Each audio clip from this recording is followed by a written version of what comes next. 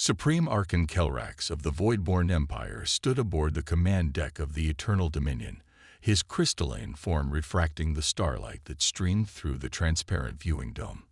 The massive warship, stretching 12 kilometers from bow to stern, represented the pinnacle of Voidborn engineering, a perfect fusion of organic crystal and quantum mechanics that had conquered 1,000 worlds, which made the sight before him all the more perplexing.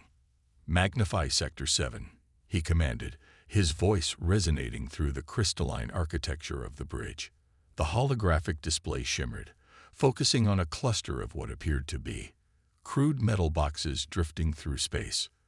"Those are the human warships," Kelrax's second-in-command, Sub-Archon Vena, asked with barely concealed disdain.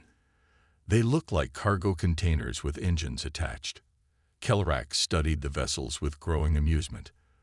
The largest of them barely stretched half a kilometer in length, their hulls a patchwork of dark metal plates with no apparent aesthetic consideration. No crystalline spires, no quantum field generators, not even basic gravitic propulsion arrays, just chemical thrusters and what appeared to be primitive radiological shielding. "Scan them again," he ordered, certain there must be some mistake. "These cannot be the vessels that defeated the Hexarch Legion in the Orion Spur." The sensor crystals pulsed with blue light as they complied. "Scans confirm, Supreme Archon," the sensor operator reported. "These are indeed military vessels of the Sol Federation. We detect no quantum signatures, no subspace field generators, and no crystalline technology of any kind. Their hulls appear to be composed primarily of titanium alloys and carbon composites." A ripple of amusement passed through the bridge crew. The Voidborn had encountered many species in their expansion across the galaxy, but none had dared to challenge them with such primitive technology. The humans had to be either incredibly brave or monumentally foolish. "Open a channel," Kelrax commanded. "Let us give these entrepreneurs an opportunity to surrender before we add their worlds to the Empire." The communication crystal pulsed, and a holographic image materialized in the center of the bridge. A human female appeared, wearing what looked like a cloth uniform adorned with metal pins. Commander Elena Chen of the Sol Federation vessel Hyperion regarded the crystalline aliens with calm professionalism. "This is Supreme Archon Kelrax of the Eternal Dominion," he announced, his crystalline form shifting to Project Maximum Authority. "Your species has been found wanting. Your technology is primitive, your ships are inadequate, and your resistance is futile. Surrender now, and we will ensure your integration into the Empire is relatively painless." Commander Chen's expression didn't change. "Supreme Archon, I've reviewed the footage from your conquest of the Hexarch Legion. Impressive light show. Very pretty. But you should know something about humans. We don't build pretty ships. We build ships that work." Kelrax's crystalline structure flickered with irritation. "You dare mock the might of the Voidborn? Your vessels are barely more than primitive spacecraft. They lack even basic quantum shielding." "We find traditional armor works just fine," Chen replied. "As for quantum shielding," she glanced at something off-screen. "Well, you're about to learn why we don't bother with it." Before Kelrax could respond, proximity alarms shrieked across the bridge. Where moments ago there had been empty space around his fleet, dozens of new contacts suddenly appeared. Human vessels that had somehow approached to point-blank range without being detected. "Impossible," Vena exclaimed. "Our quantum sensors are infallible." "Quantum sensors only work on quantum signatures," Chen explained, her calm demeanor unchanged. "Our ships don't emit any. We use good old-fashioned chemical propulsion, magnetic shielding, and lots of radar-absorbing materials. Sometimes the old ways are the best ways." Kelrax's crystalline form vibrated with rage. "All ships, open fire. Destroy these primitive." The first salvo from the human fleet struck before he could finish the command.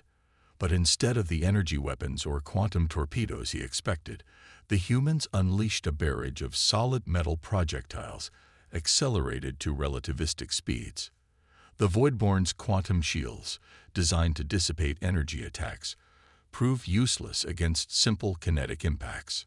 The Eternal Dominion shuddered as tungsten rods punched through its crystalline hull like bullets through glass.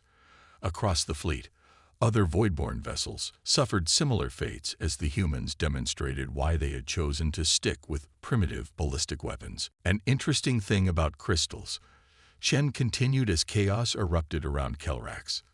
They tend to have very clear fracture points. Your ships are beautiful, Supreme Archon, but beauty can be a weakness. Those quantum field generators you're so proud of, they create harmonic resonance patterns in your crystalline hulls. Patterns we can track, patterns we can target. As if to emphasize her point, a precisely aimed shot struck one of the Eternal Dominion's main quantum nodes. The crystalline matrix that made up the massive ship's structure began to vibrate at its resonant frequency. Cracks spread through the vessel like lightning through the sky. All ships, evasive action.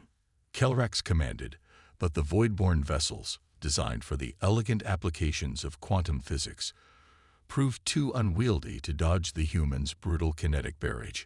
Their ships had been built to project power and beauty, not survive a knife fight in space. The battle lasted less than 15 minutes. When it was over, the pride of the Voidborn Empire drifted in pieces, their crystalline ships shattered by humanity's primitive weapons. The human vessels, their dark hulls still barely visible against the void, moved through the debris field with predatory grace. "Now then," Commander Chen said to the stunned Supreme Archon, whose bridge was open to space in several places, held together only by emergency force fields. "Should we discuss the terms of your surrender, or would you like another demonstration of why practicality trumps aesthetics?" Kelrax, his crystalline form cracked and dulled, looked out at the wreckage of his fleet, the most advanced warships in the galaxy, reduced to glittering debris by vessels he had dismissed as primitive cargo containers. In that moment, he learned what so many others throughout history had learned too late, that true strength lies not in appearance or complexity, but in effectiveness.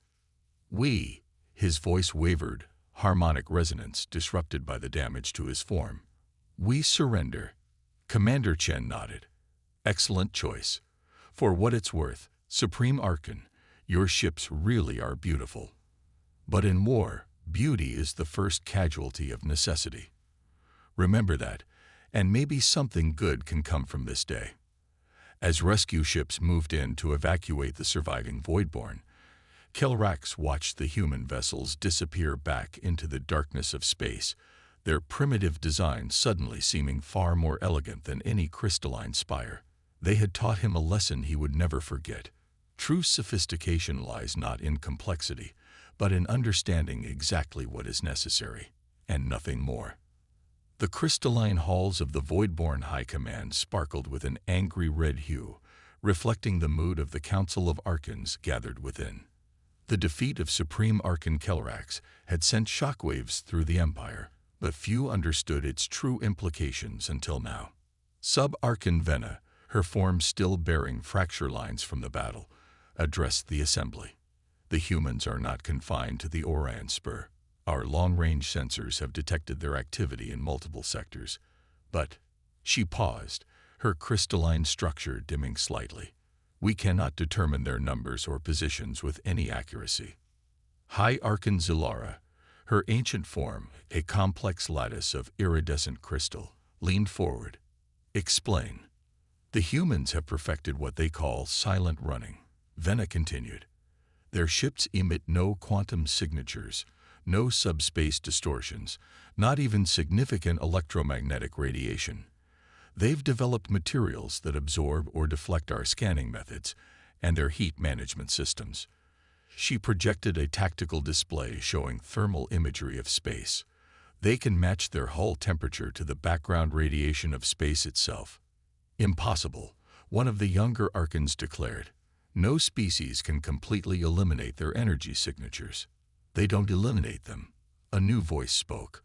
All eyes turned to Supreme Archon Kelrax, attending via hologram from the medical facility where his crystalline form was being reconstructed. "They control them." Direct them. Hide them. Their ships are not primitive. They are purpose-built to be invisible. The tactical display shifted to show footage from the recent battle. The human vessels seemed to fade in and out of sensor range at will, appearing where least expected and vanishing before effective counterfire could be achieved. We have intercepted some of their communications, Venna reported. They refer to their naval doctrine as silent thunder, the ability to strike from stealth with overwhelming force, then disappear before retaliation is possible. But surely they cannot maintain such stealth during combat operations, another Archon protested. The energy requirements alone. They don't need to, Kelrax interrupted. Their weapons are purely kinetic. No energy signatures to detect. By the time you see the projectile, it's already too late. The council chamber fell silent as the implications sank in. The Voidborn had built their empire on the assumption that technological superiority meant quantum manipulation and energy weapons. The humans had systematically undermined every aspect of that assumption. There's more, Venna continued reluctantly. We've detected increased activity in several sectors previously thought to be empty. Analysis suggests. She steadied herself.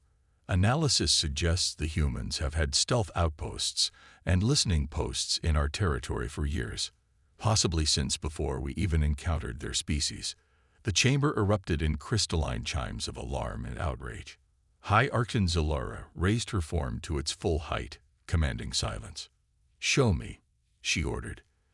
The tactical display expanded to show the known territory of the Voidborn Empire. Overlaid on it were probable locations of human stealth installations, extrapolated from the minute traces they had managed to detect. The Empire was riddled with them. "They've been watching us," Kelrax observed, "learning our patterns, our weaknesses. While we saw their visible ships and dismissed them as primitive, they were gathering intelligence on every aspect of our operations." "And now?" Zilara asked. As if in answer, emergency signals began pulsing through the crystalline network. Reports flooded in from across the Empire. Precision strikes against quantum power nodes, manufacturing facilities, and command centers. Critical infrastructure targeted with surgical precision by ships that appeared from nowhere and vanished just as quickly. "Now," Kelrax said grimly, "they're showing us why silence is deadlier than thunder." The humans' campaign was unlike anything the Voidborn had encountered in their 1,000 years of expansion. There were no epic fleet battles, no glorious charges or last stands, just the constant, nerve-wracking knowledge that human ships could be anywhere, watching, waiting, choosing their moments to strike. Voidborn commanders began jumping at shadows, seeing human vessels in every sensor ghost. Some refused to leave port without massive escort fleets, paralyzing military operations. Others fired on empty space, hoping to hit cloaked vessels that weren't there.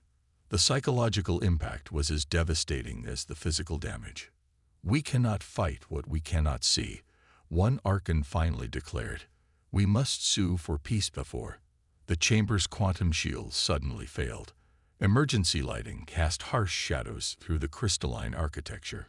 On every display screen, a simple text message appeared. To Voidborn High Command.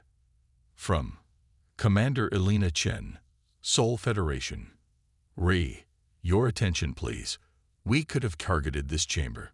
We didn't. Consider that when discussing your next moves. P.S. Your quantum encryption is very elegant.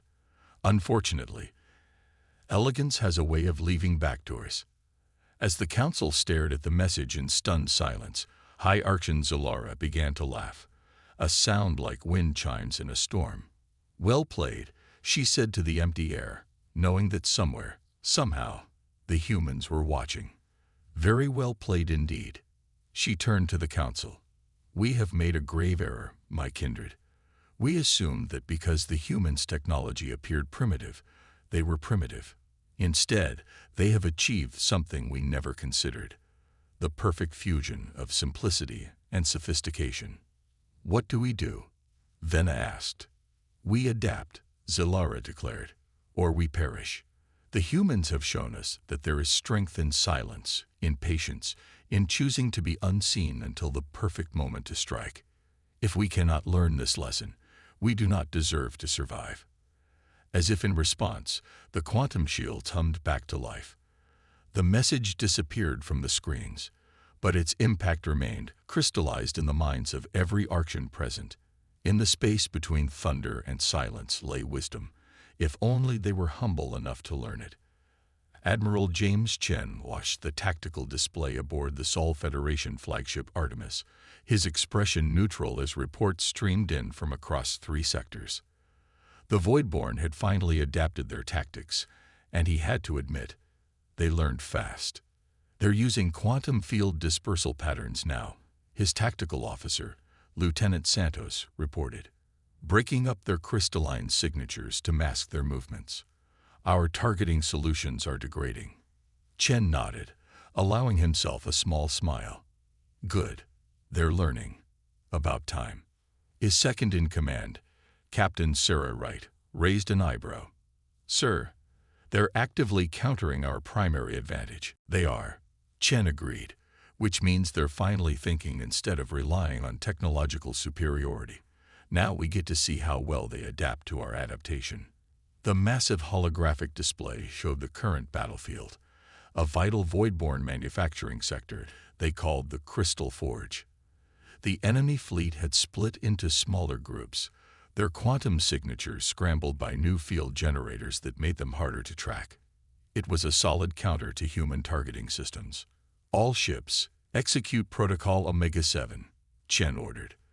Let's show them why humans excel at asymmetric warfare.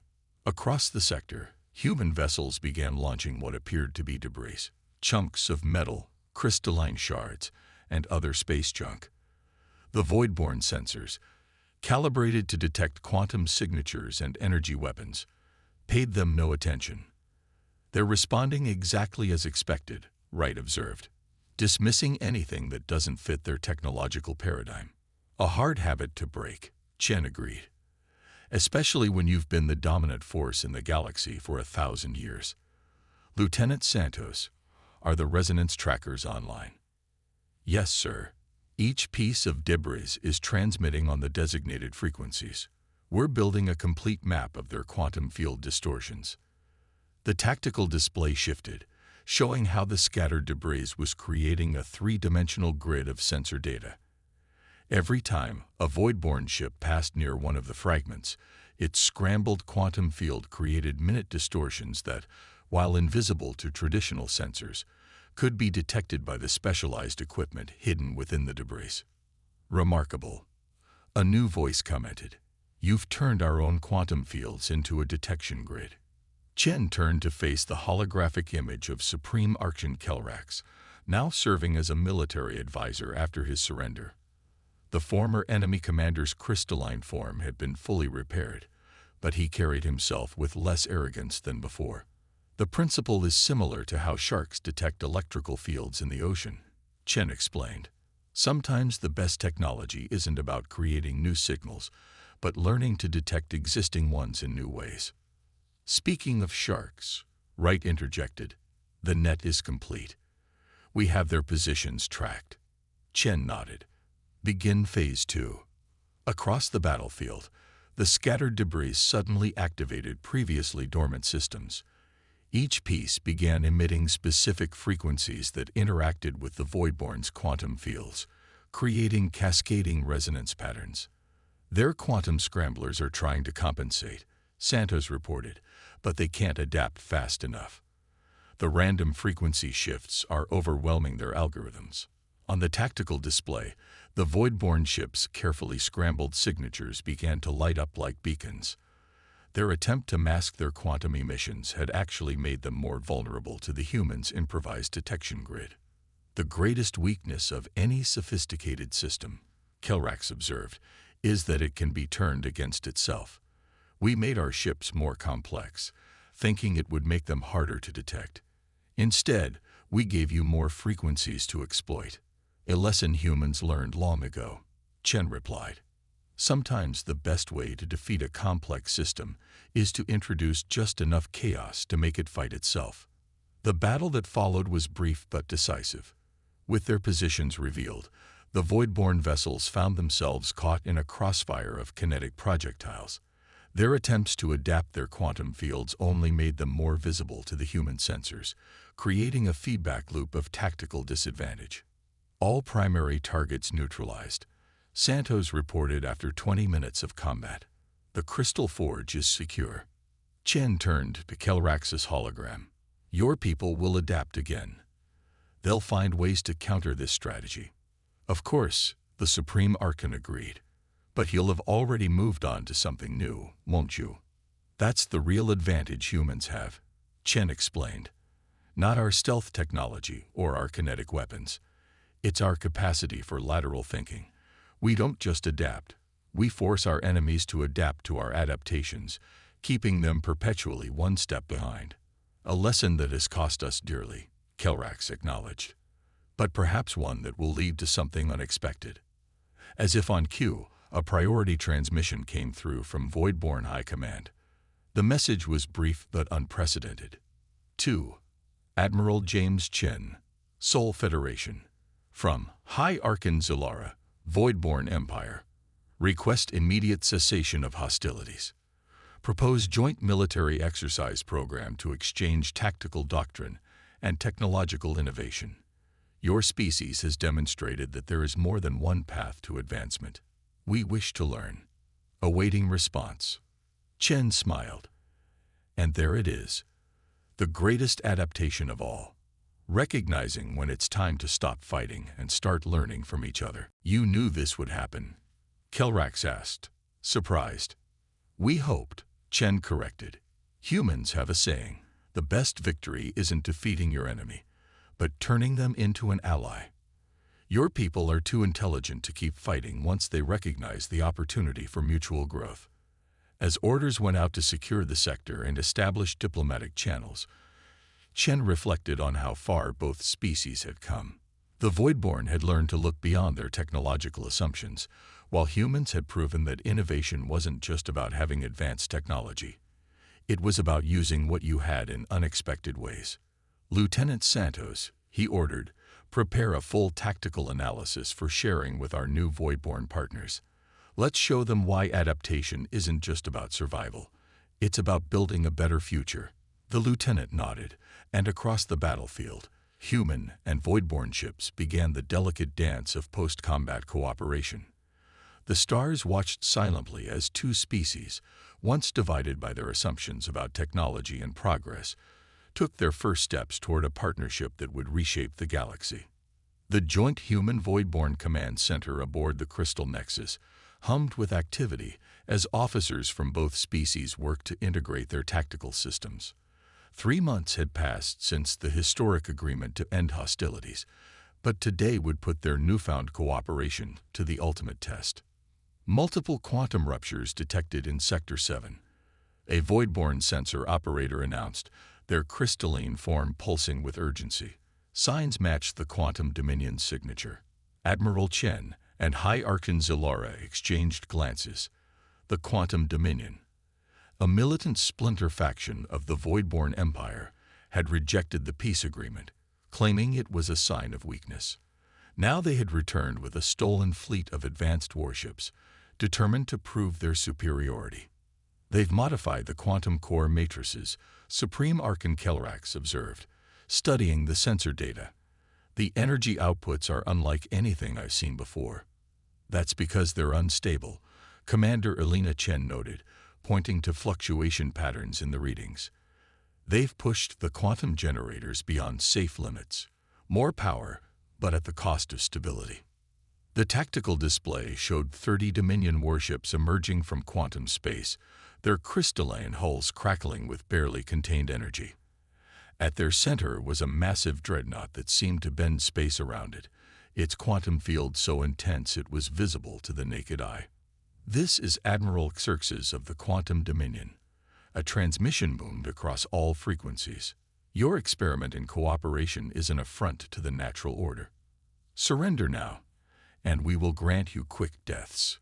Resist, and we will demonstrate true power. High Archon Zilara stepped forward, her crystalline form resonating with authority. "Xerxes, you fool. You understand power, but not wisdom. Stand down before." The Dominion fleet opened fire, unleashing quantum beams of unprecedented power. The energy weapons tore through space, their intensity far beyond anything previously seen in voidborne technology. But they hit nothing. The combined human voidborne defense fleet had already scattered, using human stealth techniques coupled with voidborne quantum manipulation to become virtually invisible. "Interesting," Admiral Chen mused, watching the Dominion ships waste energy on empty space. "They've sacrificed everything for raw power. No subtlety, no finesse." "The mark of desperation," Kelrax agreed. "They fear what our cooperation represents, a challenge to their belief in technological supremacy."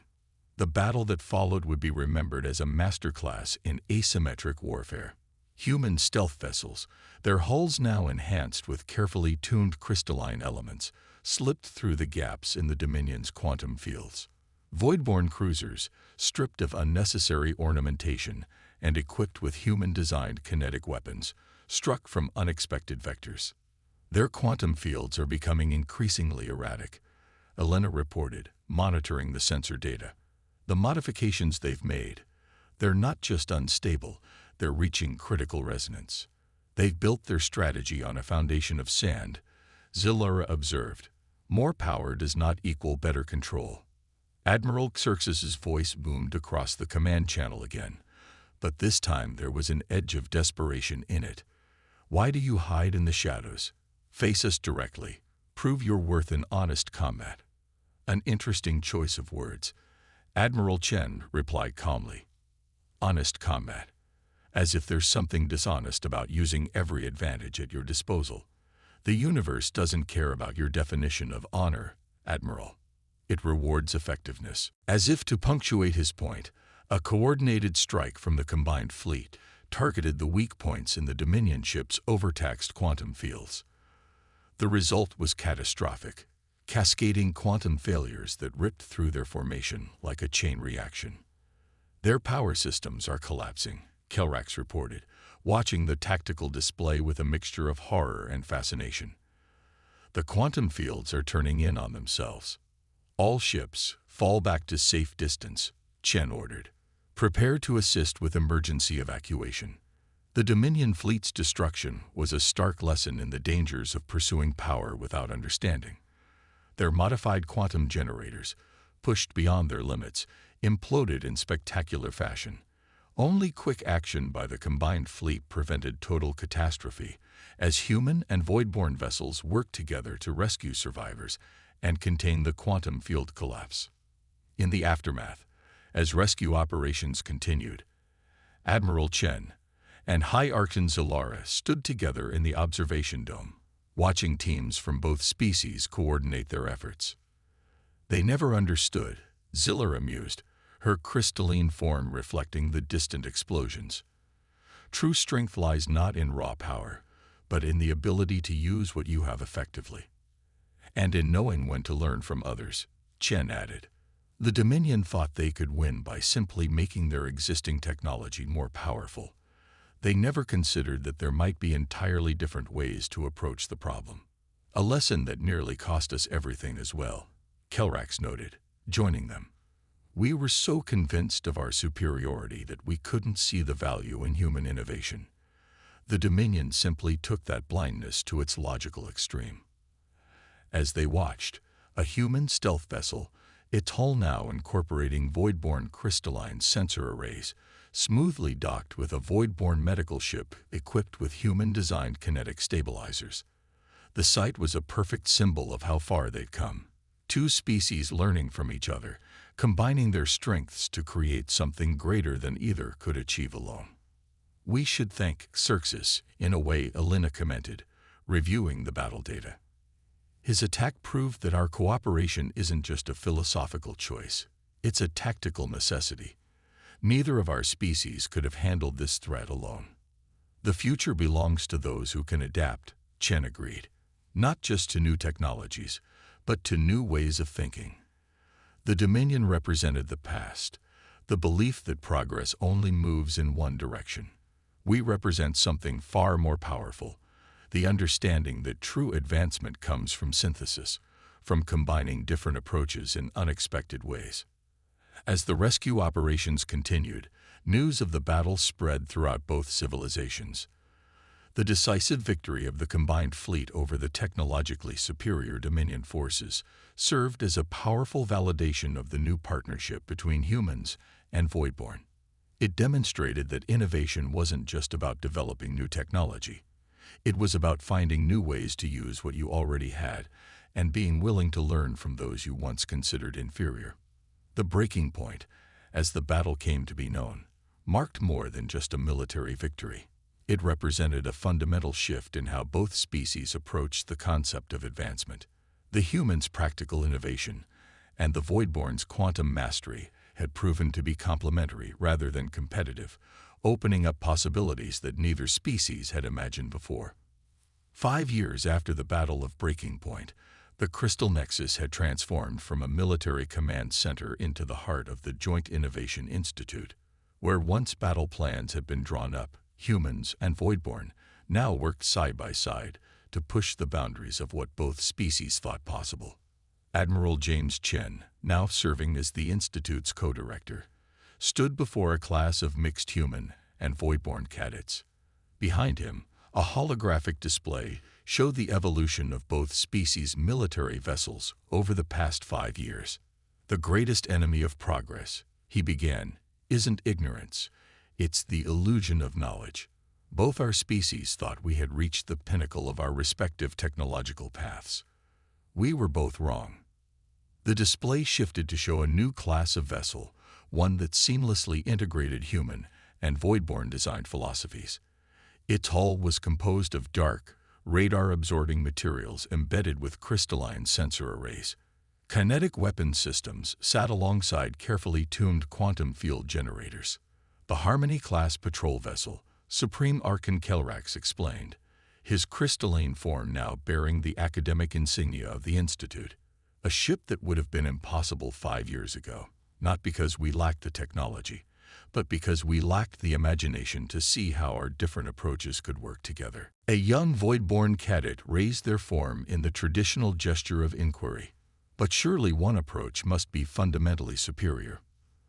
The laws of physics are universal, Commander Elena Chen interrupted gently, but our understanding of them isn't. Humans focused on mastering the physical realm, ballistics, thermodynamics, stealth. The Voidborn explored quantum mechanics and crystalline technology. Both paths were valid, both had strengths and weaknesses.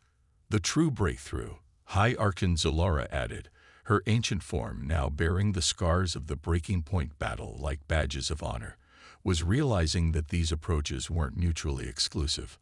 A quantum field can enhance kinetic weapons. Crystalline technology can improve stealth capabilities. The moment we stopped competing and started collaborating, we discovered possibilities neither species had imagined. The display shifted again, showing footage from recent joint exercises. Human stealth techniques, refined through collaboration with Voidborn scientists, had achieved near-perfect invisibility. Voidborn quantum technology, streamlined and simplified through human engineering principles, had become more robust and efficient than ever before. But the technological advances, Admiral Chen continued, pale in comparison to the philosophical ones. We learned that progress isn't a linear path from primitive to advanced. It's a web of interconnected approaches, each with its own wisdom. He gestured to a wall where the original message from Commander Chen to the Voidborn High Command had been preserved. We could have targeted this chamber. We didn't. Consider that when discussing your next moves. That message, Kelrax noted, represented something we have forgotten in our 1,000 years of dominance. That true power lies not in the ability to destroy, but in the wisdom to know when not to. A human cadet raised her hand.